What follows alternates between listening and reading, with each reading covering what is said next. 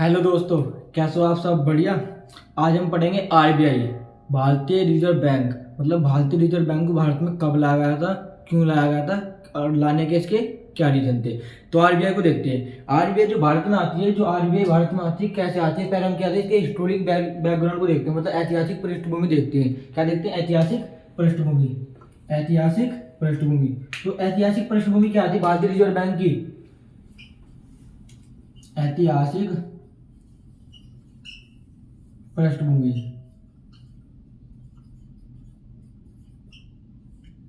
ऐतिहासिक पृष्ठभूमि देखते हैं तो भारत में क्या था, जब भारत पर ब्रिटिश शासन था, अंग्रेजों का शासन था, तो क्या हुआ था उसमें एक रॉयल कमीशन आता है। क्या आता है? Royal commission. जो ये रॉयल कमीशन आता है, इसको कौन लाता है? इसी का दूसरा नाम था हिल्टन। दूसरा नाम है जो इसका दूसरा नाम है इसका हिल्टन, या फिर एक व्यक्ति बोलता है हिल्टन एवं यंग। हिल्टन एवं यंग कमीशन। हिल्टन एवं यंग कमीशन। तो क्या होता है, सन 1926 में सन 1926 में सन 1926 में क्या होता है, भारत की मुद्रा और वित्त पर एक कमीशन आता है। भारत की मुद्रा और वित्त पर क्या आता है? एक कमीशन आता है। किस पर आता है? भारत की मुद्रा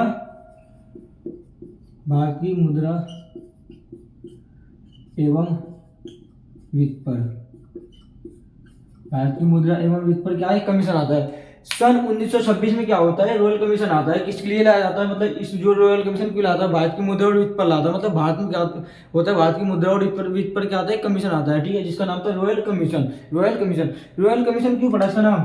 रॉयल कमीशन। रॉयल का मतलब होता है राजा के तरीके बोल सकते हो। जो ब्रिटेन की महारानी थी, ब्रिटेन की महारानी ब्रिटेन की महारानी। तो क्या होता है, सन 1926 में क्या होता है, ब्रिटेन की महारानी एक कमीशन पर हस्ताक्षर करती है, मतलब सिग्नेचर करती है। ठीक है, जिसका जो कमीशन होता है वो क्या, उसका नाम क्या था? Royal commission. कब आता है? 1926 में आता है। कौन लाता है? मतलब एक तरीके से दूसरा नाम था जो इसका हिल्टन एवं यंग कमीशन। हिल्टन एवं यंग कमीशन इसलिए पड़ा क्योंकि जब भारत में जो चीफ थे हिल्टन और यंग थे। भारत में कौन थे चीफ? जब हिल्टन एवं यंग थे। क्यों लाया जाता है? भारत की मुद्रा और वित्त पर एक कमीशन लगा था, मतलब भारत की मुद्रा स्थिति को देखते हुए कमीशन लगा था। कब लगा था? ये 1926 में लगा था। 1926 में लगा था। मतलब ये जो कमीशन आया था ये 1926 में आ गया था। इस पे क्या हुआ था सन 1926 में? यहां देख लेते हैं। सन 1926 में क्या होता है, ब्रिटेन की संसद में क्या होता है, सिफारिश की जाती है। सिफारिश की जाती है कि सिफारिश जो करता है, जो सिफारिश करते हैं हिल्टन एवं यंग करते हैं। ये बोलते हैं कि भारत में क्या है, मुद्रा एवं वित्त पर क्या है, कमीशन लाया था। जो ये कमीशन लाया था रॉयल कमीशन। क्या लाया था? रॉयल कमीशन लाया गया था। जो ये कमीशन आ जाता है, इस कमीशन के तहत क्या होता है, इस कमीशन के अंतर्गत 1926 में आ तो गया, लेकिन क्या होता है, जो भारत में आरबीआई की स्थापना करनी थी, मतलब रिजर्व बैंक की स्थापना करनी थी, 1926 में नहीं हो पाती। 1926 में नहीं हो पाती। इसकी स्थापना आरबीआई कब होती है? एक एक्ट आता है। एक्ट मतलब अधिनियम आता है 1934 के तहत। अधिनियम 1934 के तहत 1 अप्रैल 1935 1 अप्रैल 1935 को क्या होता है, आरबीआई की स्थापना होती है। आरबीआई क्या होती है भारत में? स्थापना। अब आपके दिमाग में बच्चों एक क्वेश्चन आएगा कि जो एक कमीशन आया था, रॉयल कमीशन, या फिर दूसरा नाम बोल सकते हैं हिल्टन एवं यंग कमीशन, ये तो 1926 में आया था, लेकिन सर इसकी स्थापना 1935 में होगी, ऐसा क्यों? मतलब इतना टाइम 1926 से 1935 बीच में इतना टाइम क्यों लगा? तो इसमें बीच में लगने का मेरे बच्चों कारण क्या था? इसमें क्या हुआ था, सन 1930 और 1930 से पहले भी, 1930 के कुछ बाद में क्या होता, आर्थिक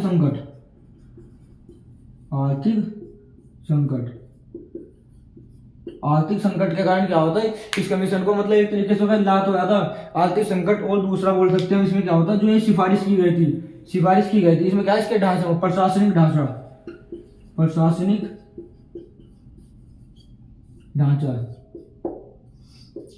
प्रशासनिक ढांचा में क्या संशोधन करना था, जो मतलब कि इसके लिए कमीशन ला रहा था, जो प्रशासनिक ढांचा बना था वो सही रूप से मतलब एक तो स्थायी रूप से सही नहीं था, उसमें क्या कुछ संशोधन करना था। क्या करना था? संशोधन करना था। और दूसरा बोल सकते हैं 1930 में आर्थिक संकट के कारण क्या होगा, ये आ तो है कमीशन, मतलब ये एक तरीके से 1926 में आ गया, लेकिन क्या होगा था, इसको पारित करने में टाइम लगा। जो एक एक्ट आता है, जो ब्रिटेन की संसद में एक एक्ट पारित होता है, ये कब होता है एक्ट?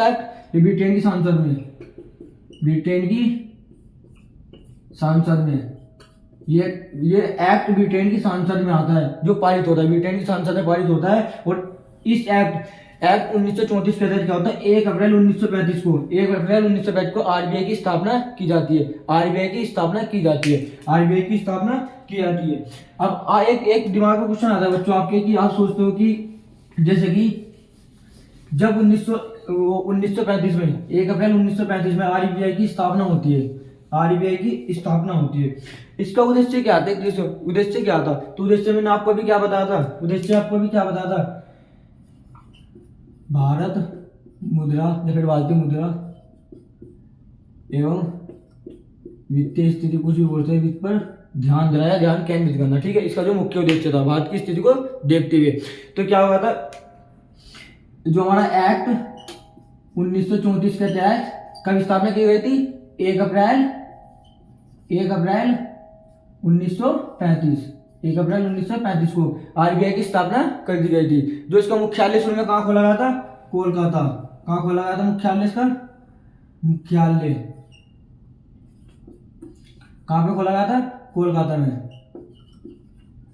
में। अब बाद में से स्थानांतरित किया गया, मतलब एक तरह से दूसरी जगह स्थापित कर दिया। कहाँ सी?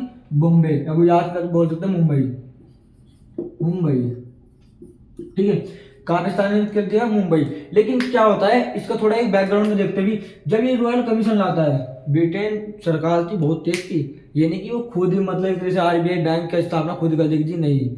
उसको लग रहा था कि एक तो भारत की आर्थिक स्थिति को देखते हुए उसे लग रहा था भारत की आर्थिक स्थिति वैसे कमजोर है, यदि हम इसकी बैंक की स्थापना कर दें हमें बेनिफिट कहाँ से होगा या नहीं होगा, कुछ पता थोड़ा ही है।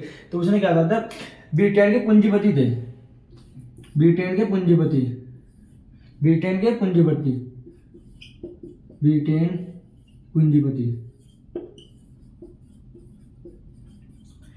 के जो बड़े बड़े पूंजीपति थे या बोल सकते उद्योगपति थे, इन्होंने क्या काम करा, आरबीआई की स्थापना की। आरबीआई की स्थापना की, आरबीआई में पैसा लगा। आरबीआई बैंक जो भी बनी, इसमें जो लगने में जो लागत आई थी, कितनी आई थी? 5 करोड़। तो जो ये बैंक आरबीआई भारत में बनी थी, इसमें बनाने का जो एक तरह से मुख्य रूप से कह सकते हैं कि इन्होंने इसमें पैसा लगाया था। किसने लगाया था? पीछे से ब्रिटेन के पूंजीपति ने। अब ब्रिटेन के पूंजीपतियों ने क्यों लगाया था? क्योंकि जब भारत में बैंक बनी है तो भारत में जितने भी दो छोटे बैंक थे सबको क्या करेगी? नियंत्रण करेगी। और जो ये आरबीआई बैंक आई, अब ब्रिटेन के पूंजीपतियों ने क्यों इसमें पैसा लगा? क्योंकि जो भी बेनिफिट होगा उसका हिस्सा कुछ हिस्सा कितना दिया जाएगा? ब्रिटेन के पूंजीपतियों को दिया जाएगा।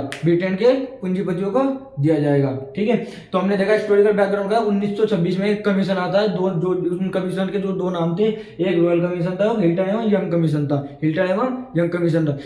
जो फिर उसके बाद क्या था, एक्ट 1934 में आता है। 1934 में क्या एक एक्ट आता है, उसके तहत क्या होता है, जो ये एक्ट कहाँ पारित किया गया था? ब्रिटेन की संसद में पारित किया जाता है। 1934 एक्ट के थ्रू किया गया था। 1 अप्रैल 1935 में आरबीआई की स्थापना की गई थी। तो ये तो इसका मतलब ऐतिहासिक पृष्ठभूमि होती। अब देखते हैं जब भारत आजाद होता है तो भारत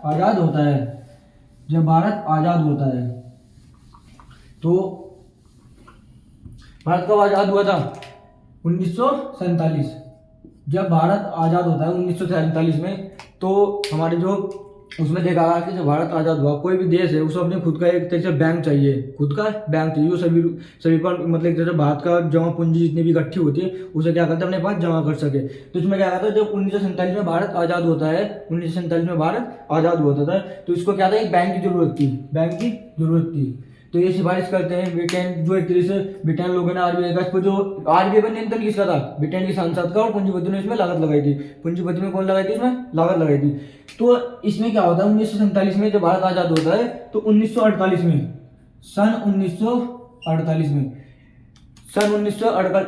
क्या होता है, सरकारी स्वामित्व हेतु स्थानांतरित अधिनियम सन 1948 में कहा था एक अधिनियम आता है, सरकारी स्वामित्व स्थानित अधिनियम। इस अधिनियम के तहत क्या गया था, जो ब्रिटेन के पूंजीपतियों का पैसा लगा था, ब्रिटेन के पूंजीपतियों का पैसा लगा था, जो ब्रिटेन के पूंजीपतियों जितना भी इनका पैसा लगा था, तो इनको बोला था ठीक है ये आरबीआई हमको दे दीजिए, जो मतलब एक तरह से पूर्ण रूप को भारत को हो जाएगा, इस पर नियंत्रण किसका हो जाएगा, भारत की सरकार का हो जाएगा, भारत की सरकार का हो जाएगा। जो ये आरबीआई बैंक है, इसमें जो भी आपकी लागत आई थी, कितनी आई थी, 5 करोड़ आई थी, 5 करोड़ और प्लस ब्याज के थ्रू, प्लस ब्याज, टोटल मिलाकर क्या गया था, सरकारी स्वामित्व स्थानांतरण अधिनियम के तहत क्या गया था, जो 1948 में आता है, क्या ब्रिटेन के जो पूंजीपति थे इनको इनका पैसा ब्याज के थ्रू लौटा दिया जाता है। और 1 जनवरी 1949 पर पूर्ण रूप से अधिकार तो भारत की जो सरकार का 1948 में हो गया था, लेकिन जो एक तरह का कह सकते हैं जो आरबीआई पूर्ण रूप से भारत की होगी थी, जब भारतीय बैंकों में क्या होता राष्ट्रीयकरण कर दिया गया था, राष्ट्रीयकरण।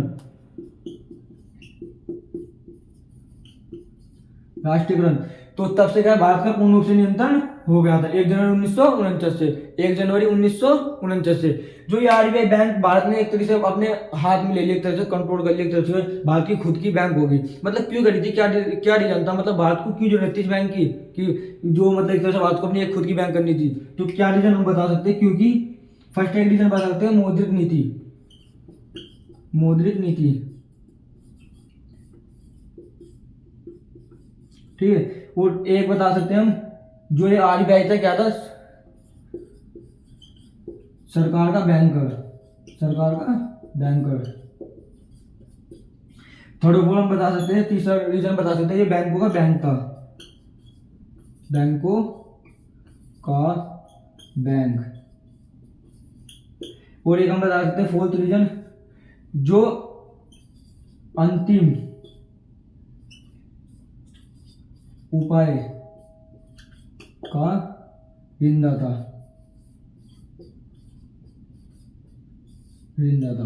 अंतिम उपाय का ऋणदाता। तो अभी भारत ने जो एक तरह से भारत में आरबीआई रिजर्व बैंक की स्थापना की गई, भारत ने इसे अपने कंट्रोल में ले लिया गया, पूंजीपतियों को उनका पैसा देके। क्यों ले लिया गया, तो हम इसमें बता सकते हैं मुख्य रूप से कि क्यों ले लिया गया था, इसलिए ले लिया था क्योंकि यदि ये बताओ कोई भी देश है, सब चाहता है कि अपना पैसा अपने पास रखे, ठीक है। कोई हर कंट्री चाहती है कि हमारी ये खुद की बैंक होनी चाहिए, हमारी जमा पूंजी हमारे पास होनी चाहिए। आप बैंक में अकाउंट क्यों खुलवाते हो, बैंक में पैसा रखने के लिए नहीं, तुम्हारा खुद का अकाउंट तुम्हारे अकाउंट में रहेगा, तुम्हारा अकाउंट में जो तुम्हारा पैसा रहेगा तुम्हारे हाथ में रहेगा, बैंक में तो जमा रहेगा।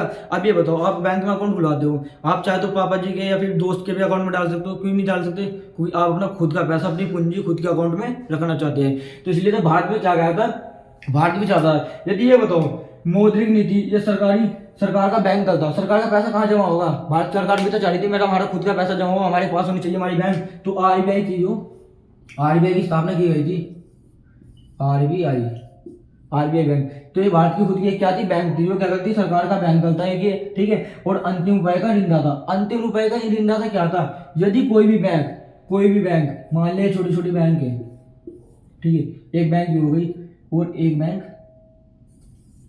ये हो गई। यदि ये बैंक आर्थिक स्थिति में किसी मंदी में डूब जाती है, यदि ये आर्थिक स्थिति में डूब जाती है बैंक, तो इन बैंकों को आर्थिक स्थिति निकालने के लिए क्या करता है, जो ये आरबीआई इनको क्या देती है, लोन देती है। क्या देती है, लोन। यदि कोई भी बैंक डूबती है, तो ये बताओ, यदि आज एचडीएफसी या फिर कोई दूसरी बैंक डूब जाए, तो उससे क्या भारत की आर्थिक स्थिति खराब नहीं होगी, भारत का देश पर बहुत ज़्यादा इफेक्ट पड़ेगा।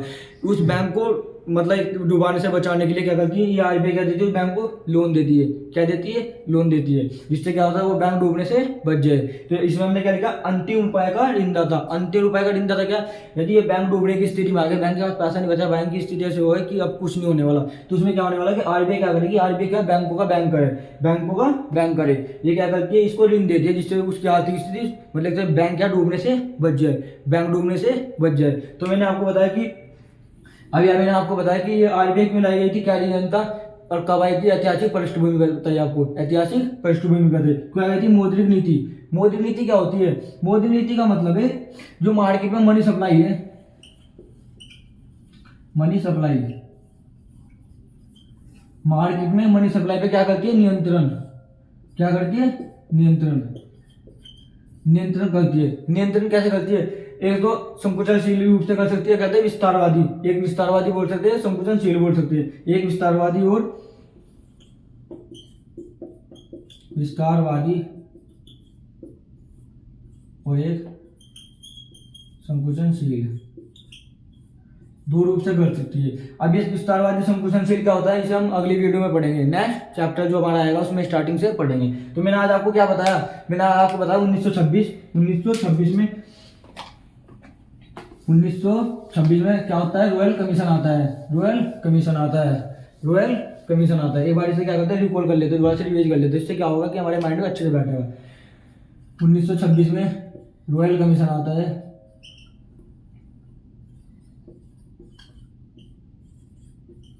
रॉयल कमीशन, जिसका दूसरा नाम क्या था, हिल्टन एवं यंग कमीशन।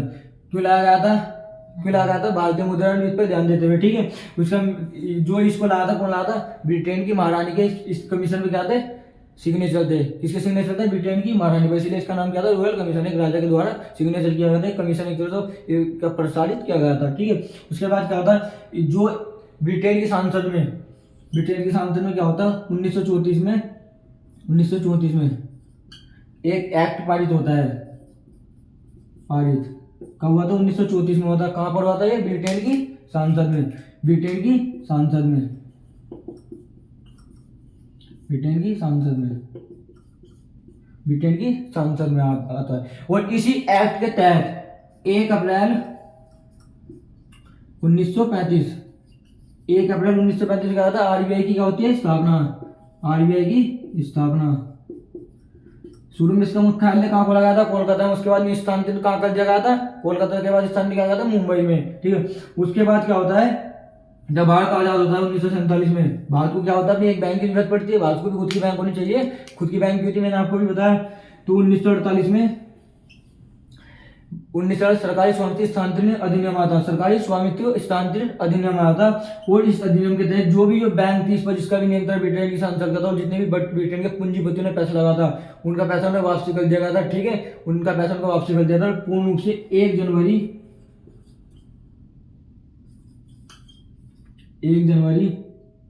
1949 में। इस पर अधिकार किसका हुआ था, भारत सरकार का हो गया था, भारत सरकार का हो गया था। जिसके मुख्य उद्देश्य मैंने आपको क्या था, जिसका मुख्य उद्देश्य मैंने आपको बताया था नीचे, क्या क्या था, बैंकों का बैंक था, सरकारी बैंक था, ठीक है। मौद्रिक नीति बताया मैंने आपको, और अंतिम उपाय का ऋणदाता था। 1 जनवरी 1949 में क्या होता है, बैंकों का क्या कर दिया जाता है, राष्ट्रीयकरण कर दिया जाता है। मतलब एक तरह से जो 1 जनवरी 1949 में जो बैंकों का बैंक, मतलब बैंकों का सबका हेड कौन होगा, आरबीआई होगा। सभी बैंकों पर नियंत्रण कौन रखेगा, आरबीआई रखेगा, ठीक है। तो आज हमने आरबीआई के बारे में पढ़ा, क्यों आई थी, कैसे आई थी, ठीक है। आज के लिए इतने, मिलते हैं नेक्स्ट वीडियो में।